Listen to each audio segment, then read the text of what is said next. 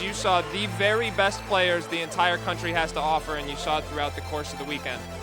He's growing, he's improving at such a rapid rate. He's going to be a very good player. This guy's a cross between Sean Marion and Lamar Odom. He's a 6'8" lefty, a high-level athlete, but also got a little bit of point-forward skills in him as he can handle and pass the ball extremely well. At this point, they are simply the standard by which everyone else is judged in prep school basketball. He's considering the likes of Michigan, North Carolina, Kentucky, Kansas. Welcome back to the latest episode of the Upside Podcast. I'm your host, Adam Finkelstein, and on this episode, we have a historic guest, the first female to be in charge of a grassroots basketball circuit, and I am talking about Adidas's ReeCee Hollans. Thank you so much for joining us here today. No worries. I appreciate you for letting me hang out with you today. Yeah, absolutely. So I want to start right with it because as I told you off the air, I said, every time I have a guest, I go into the research and I Google and I spend hours trying to figure out exactly who they are. And you don't exist online. You know what? It's probably because you're my nickname is ReeCee. My legal name is Aisha. So little background about myself, because I am a ghost. I think if you look up ReeCee, you'll find a few things, but born and raised in the Bay Area, Oakland, California, to be exact. Okay, let's go Warriors. Yes. Yep. Basketball was first love. I think I probably fell in love with basketball just from watching my father, my cousins play, and picked up a ball, was pretty good, and never put it down. I played at Berkley High School. We won a state championship. Was highly decorated coming out of high school. Got a full ride to USC. Played ball at USC 3 years and ended up transferring out. Actually finished up at Long Beach State. I would say I graduated in June, and in September I was in Turkey. Oh wow! So it was Turkey, Portugal, Sweden, and Germany.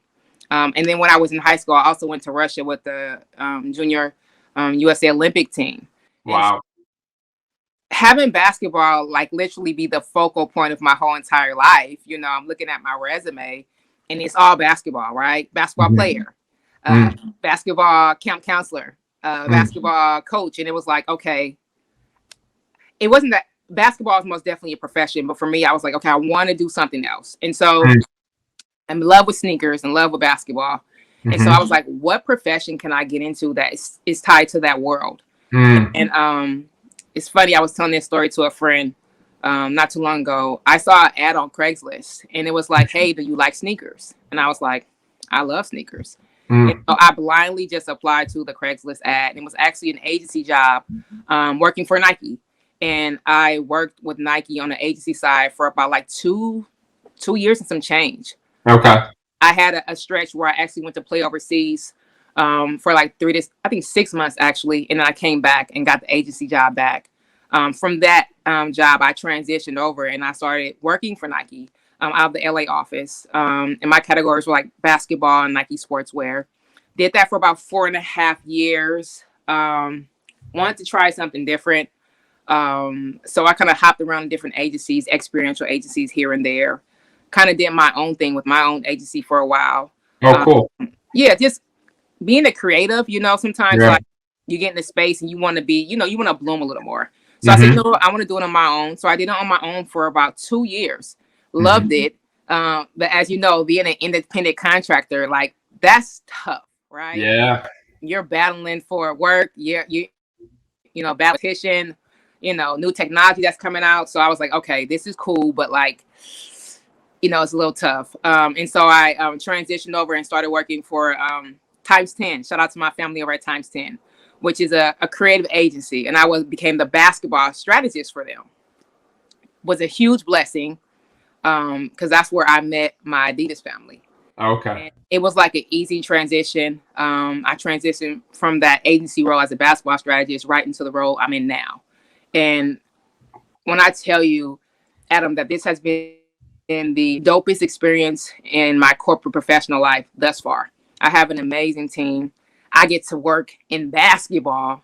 And I think the dopest thing is that I get to work at basketball at the grassroots level. Love NBA, love college. But the core is here, right? And so just super excited, super blessed, most definitely, and extremely thankful.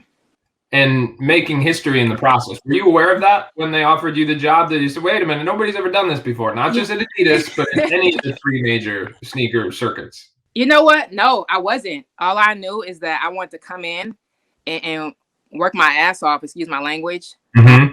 Put my passion and my creativity and my experience behind a game that I love. Mm. And hearing that, it sounds so crazy, but I think it's definitely a moment that I'm proud of. Because like all strong women in any corporate space, it's tough, right? Yeah. So for me, I'm at 150 every single day, not only because I want to be the absolute best, but I want to represent myself, my family, my friends, and people who believe in me. And again, I'm going to big up my Adidas family. I love my team. They're absolutely phenomenal. I got Brandon Walker, who I call my favorite person at the brand. Langston Walker, no relation. Bo and Leo, amazing team.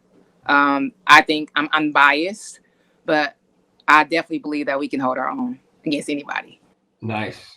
And obviously with the live periods, as they're affectionately known, coming back, we're getting ready to do that. But I want to dig into something you just said, and this is the fun part of these conversations where, normally I have like a list of subjects or list of questions I want to go to, but in this case, like I said, because I had nothing coming in, we're just going to kind of, let this conversation happen organically. But when you were talking about the agency work and the creative work, because I've noticed that just little bit of a footprint online in your background, can you, like, what type of creative work were you doing, and how is that, or does that impact the kind of work you're doing now? Yeah, most definitely. I think being a basketball player, right, there's so much creativity in the game, right? Yes. And moves you make and the strategies, even from a coaching standpoint. And Absolutely. So for me, being an athlete and stepping into a creative role, it seemed like second nature, because I was already a creative in a performance standpoint, and then I was able to unlock that creativity from a business standpoint, if that makes sense at all. So yeah. It gives me a different lens, because people sometimes who are just kind of like subjected to like one thing or one sport, your lens is a certain way. But when I'm working at these creative agencies, I'm working on football and baseball, and I may work on a Calvin Klein ad, or I may work on an ad with, I don't know, Beats by Dre, and you get to see like and hear what the kids like, right? You get to be upfront and personal with the consumer. And so for me, in the role I'm in, having all that experience with having to create campaigns, or digital assets, and so closely connected to our core consumer now at Adidas, which is pretty much the core consumer for all the brands that I was talking about, it just opened up my palette, right? So my creative approach to basketball has so many layers to it because of my experience working at all these creative agencies and work with so many different brands. It sounds like your creative work really went into a couple different spheres too. That's what I was wondering. I was like, is this video work? Is this is this Photoshop? Is this making ads, as you said? And it sounds like it really encompassed a variety of different initiatives and platforms. Most definitely. So it can be anywhere from brand strategizing, right? Creating digital content, partnering with different athletes and doing different partnerships with different brands, and how are we rolling that out as a campaign from a digital standpoint. If it's on TV, right? Even if it's a billboard, if it's print, it was just so like broad, And I was able to just suck up all the learnings and all the experiences. And like I said, and being able to apply a different lens to basketball, I think that most definitely gives me an edge. That is, it certainly sounds like a unique standpoint. So then what is and I do want to make this mostly about you, but I've got to ask, what is the vision? You're taking over, everybody's back. Everybody missed grassroots basketball last year, certainly in its normal form. But what can we expect from the ReeCee plan or the ReeCee vision, all that creativity? What's just a couple of, you don't have to give me the whole playbook, but I think for me, excitement, right? Creating experiences that really engage. I call all the kids my kids, but our kids, because everything moves so fast, and just being able to create compelling experiences, compelling digital or moments that is going to grab and engage them and actually build. I'm really into building with people, especially from a relationship standpoint. The only way for me to really get to know you is for me to build with you on that level. But yeah, like excitement, building relationships, and being able, again, that compelling, I call it everything content. So that compelling content that's going to keep, the kids engaged and excited about what we're doing. Is that going to be in terms of the way the events are coveraged or the way they experience it when they're there? Yeah, overall. Okay, cool. That's all encompassing. Yeah. And I don't want to say too much. Yeah. Right. I got to book my tickets now. Hold on. We're going to pause. Yeah, here we go. No, that's very cool. And I assume the debut of this vision, if you will, is Alabama. Is that right? We'll pause on that one. Okay. What I do for you, we actually sent out there's a digital asset that's out right now, and I'm going to send it to you, and it just lets you know, like, something really cool that the kids will like, that's visually compelling and stunning. Got some music to it, but it gives information in regards to the dates for 3SSB. Yep. And get some really cool like shots of what happened. I saw it. It's on your IG, right? Yep. No, it's very cool. Yep, absolutely. And you know what we'll do? We'll put that in the show notes too, so everybody listening can check that out. We'll embed that right there. Tell me about now if they've got, let's say there's young girls listening, whether they're ballers or not, and they say, you know what, that is cool. I want to do that. Is your journey one that can be replicated? I mean, it sounds like it's. I remember when I was trying to get into coaching, I was always looking up everybody's bio. Okay, first they were a player, and then they were a Division III assistant, and then they were a Dobo at Division I. Your trajectory and your path seems so unique. Is it one that can be like going back? Was this? It doesn't even seem like this was necessarily the plan, but this is just the way it organically evolved. Am I off base on that? I wouldn't say it wasn't the plan. I knew I wanted to work for a big company, right? That was connected to sport culture. That word is so used, but sport culture and sneakers, right?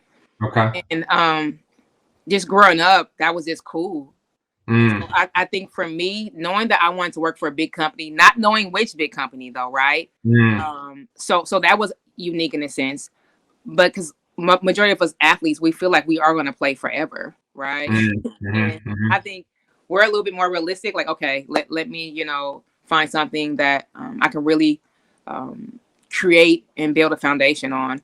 But I think most definitely it's a unique path. But I think, regardless of the uniqueness about it, I think a few things that values that I really lean on are being persistent. I work really, really hard. I have a really, you ask all my colleagues, like I'm up at 5 a.m. I work out at 6, I'm intermittent fasting. I'm not eating, I'm drinking. Like I'm how many hours? I do that too. How many hours?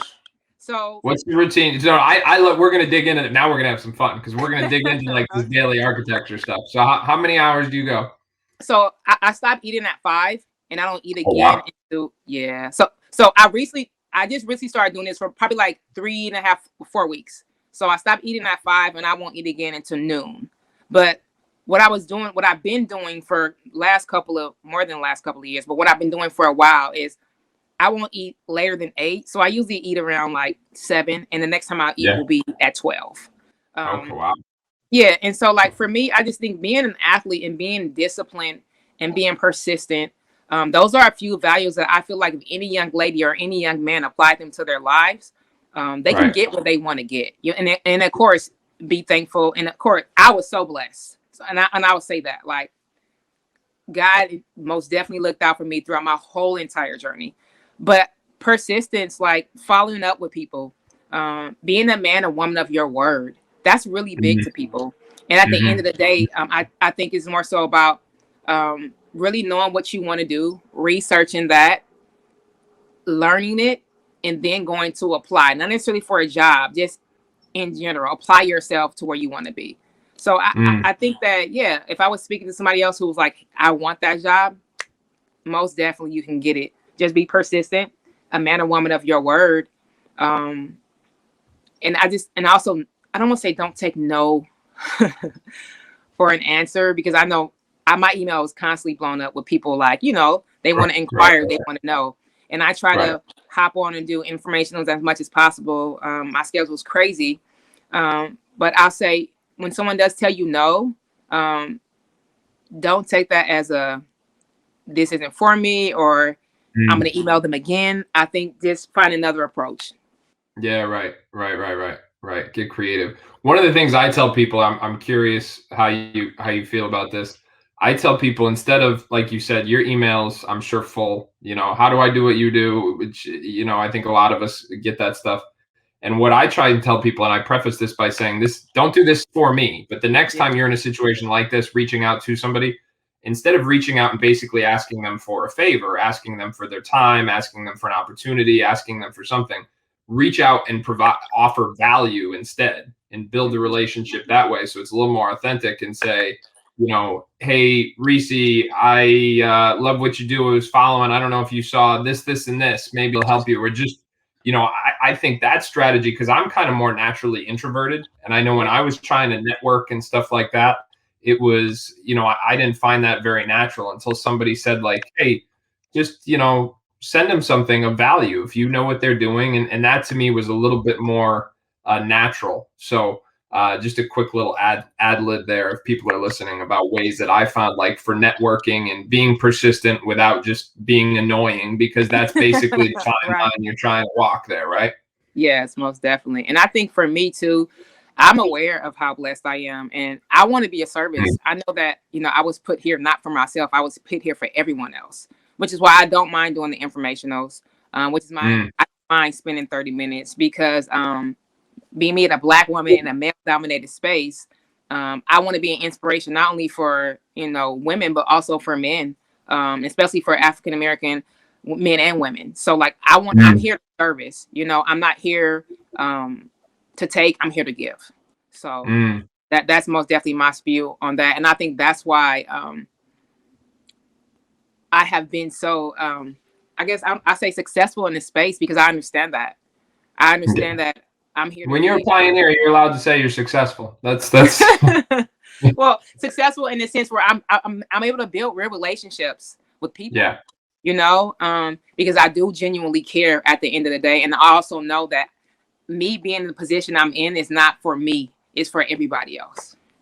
Well, I mean, we're on this call, on this podcast, for that very reason. I mean, just for some context, you and I got connected, I think it was in the fall, and it was someone who said, someone from the 3SSB family said, hey, ReeCee's taken over, she'd love to connect with you. And I've been with the ESPN covering recruiting for over 10 years. And so between the three circuits, I've seen a fair share of directors. Very few have reached out directly trying to cover such a wide net. And then had I would say, the authenticity with which you came across right away. And I was like, oh, cool. Okay.